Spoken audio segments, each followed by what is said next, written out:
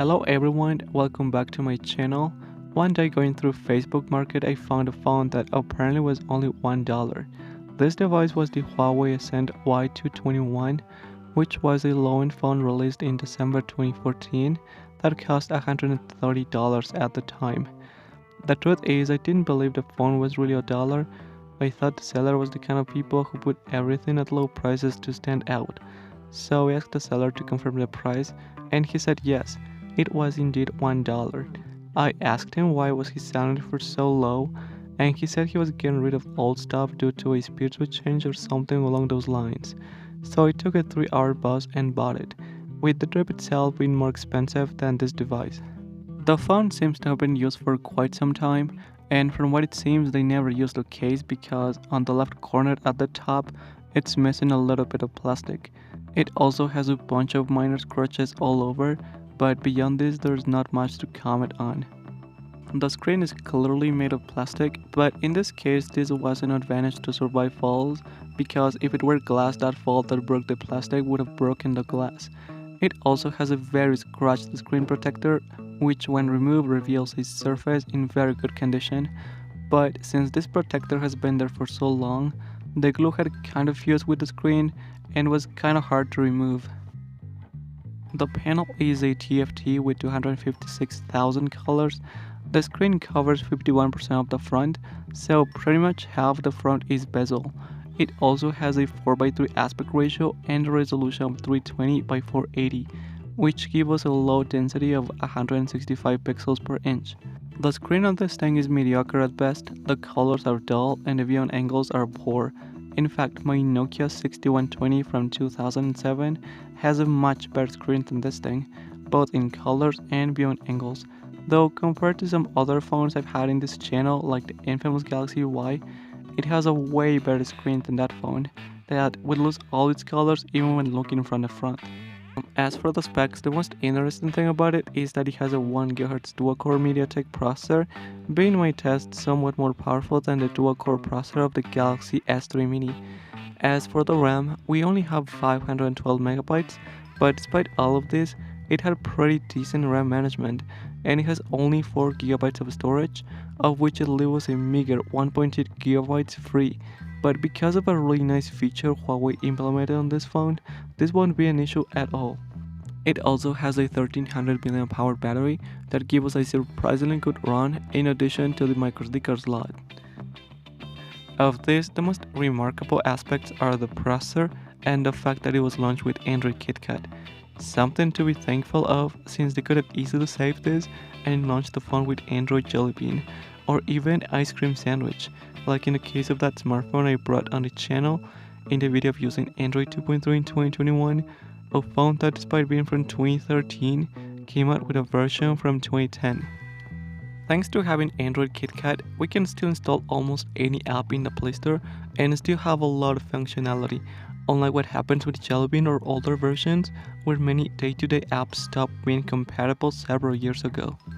The interface here, unlike other Huawei smartphones of the time, is very light, being pretty much stock Android. They did make a few changes here and there, like modifying icons for some apps. The status bar is not transparent. I guess they did that to save resources. In addition, we have a ton of Google bloatware that I really should have put in there to not bloat the phone so much. And a feature that I really like is the sleep option to program the phone to turn off itself at any time. Something I wish my LG V40 had. Moving on to what we can still do with it, what better way to start than with YouTube, which still works, unlike on previous versions that are no longer supported. Will be limited to 720p, but given how low the resolution is, it really doesn't matter. Instagram, both the normal and the light version, work perfectly, though I would only use it to consume content and wouldn't publish anything using this thing, since we're limited by the low quality of the camera. Facebook doesn't have any issues either. It works very well, and today the only use I find for it is to buy and sell things. TikTok also works very well. I'm using the light version since the normal one is quite slow. Netflix is still on the Play Store and should work in theory, but since I don't have an account, I cannot test it. Though considering that I have seen it work even on Android 2.3, I doubt there will be any problems here. Telegram and WhatsApp should have no problems either. As Snapchat can also be installed from the Play Store and it works quite well, but the downside is that due to its low processing power, the app will not let us use any lens. Due to it not having a GPS, the location will be based on the network, so sadly we cannot use it for things like Strava, which would have been nice to have given how easily it fits in the pocket. When it comes to gaming, given we have a decent processor and the legendary Mali 400, which is the same as the Galaxy S3, we'll be able to run any top game from the era, despite having only 1.2 gigabytes. Huawei implemented something very useful, which consists of using the SD card as internal storage. So we'll be able to store gigabytes of data on the SD card, using practically zero of the internal storage. This without the need for root, partitions, or weird stuff. The truth is this was a brilliant solution by them. I really don't know why other manufacturers like Samsung didn't implement something similar, since it was a nightmare to deal with the lack of memory in phones like the Galaxy Ace or Y. Beginning with classic casual games like Angry Birds, we won't have any issues of lag as expected. The legendary class Royale is also playable here. The truth is I was quite surprised that I could run the game this well.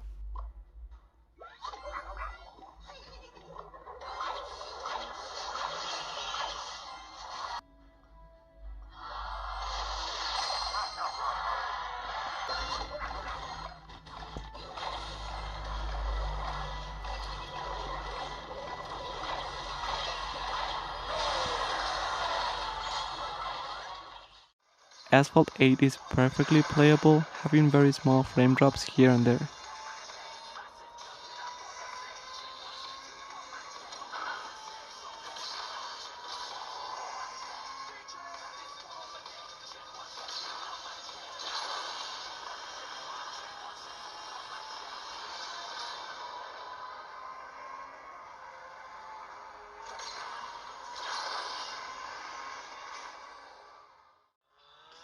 Moving on with Gangster Vegas, we're gonna find that it runs well on medium settings. From time to time we'll find some lag, but this game is more than playable.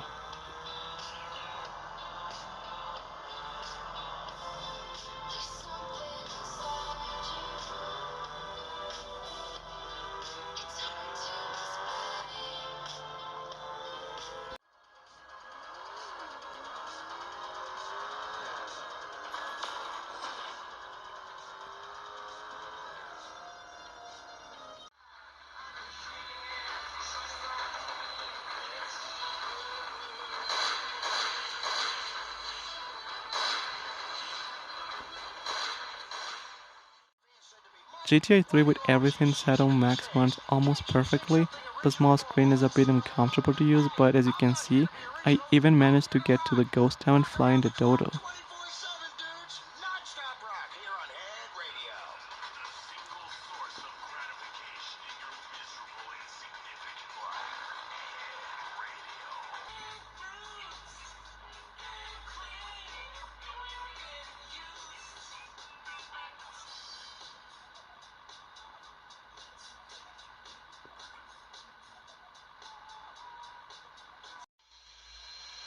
GTA San Andreas runs better than on modern phones like the Galaxy Note 20 or S22 Ultra, phones that can't even open the game.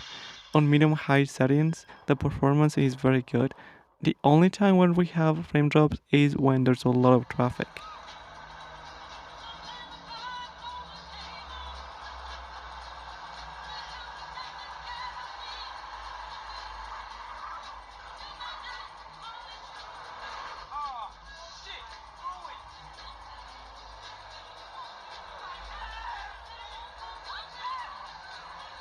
Nova 3, a great game from 2013, also runs great, and with this it shows that this phone for gaming was very capable. There are other games like GTA Vice City, Modern Combat 4, or Amazing Spider-Man 2 that also run very well, but I'm not gonna show them since I don't want to make this video too long, but certainly they do run quite well.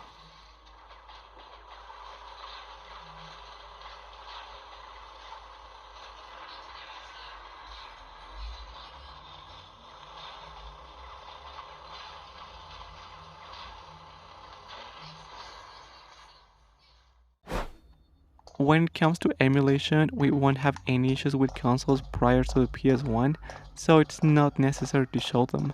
However, there's a small problem, which is the fact that this phone only accepts 2 fingers at a time, so games that require 3 inputs, such as Resident Evil 3, are impossible to play unless you have a Bluetooth controller. But if we talk about the performance of the game, it is great, 50 frames per second with very small drops, without messing with any of the settings.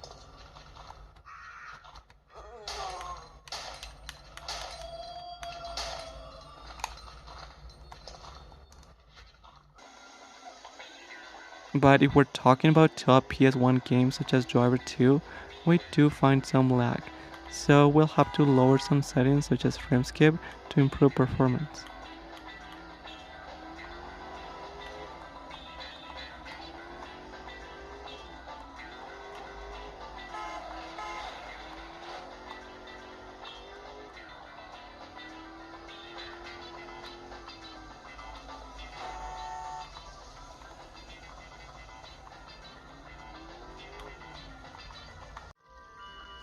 The same thing can be said about Nintendo 64.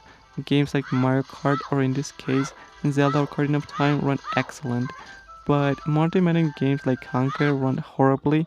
It's simply the definition of unplayable.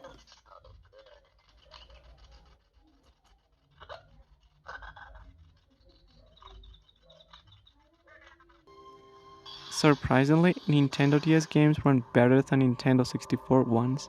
I tried Metroid Prime and the performance is excellent, but the touch controls suck.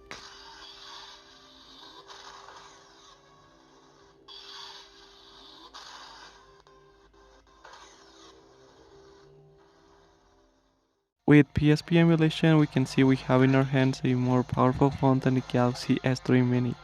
Ben 10 Protector of Earth on that phone required to mess around with graphic settings to be playable. But here, the only thing that I touched was the frame skip, which I set to 1 and everything else by default.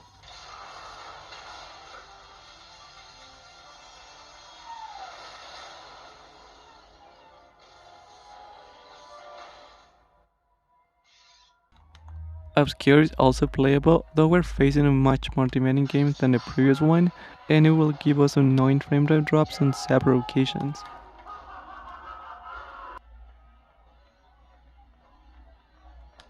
Sorry, but I'm already spoken. Excuse me, baby, but I prefer redheads. How about coming to my bedroom? Come on, man. Vice City Stories runs pretty bad, but I think it's somewhat playable. I don't know about you, but I've completed many games with this level of lag.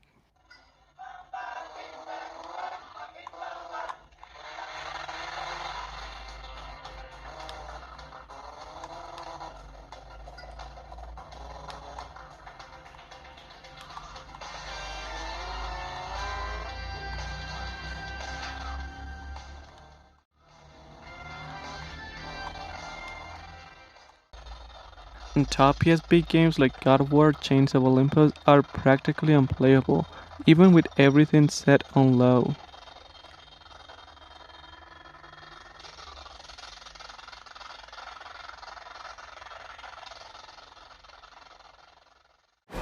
Speaking of the camera, it only has 2 megapixels, and yes, it's as bad as you can imagine.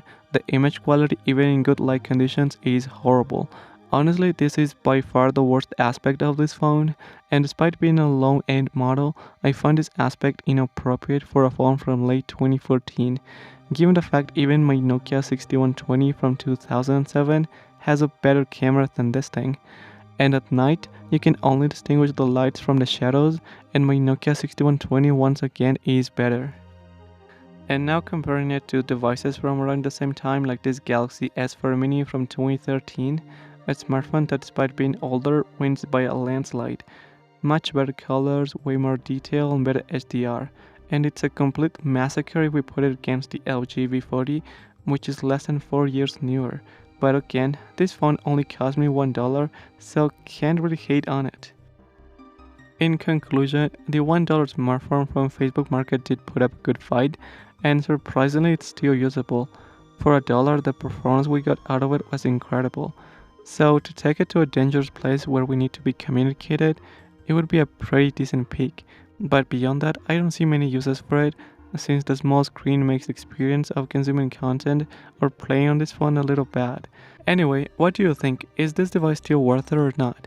Let me know in the comments, and if you like this video, please leave a like, and I'll see you guys in the next time. Bye.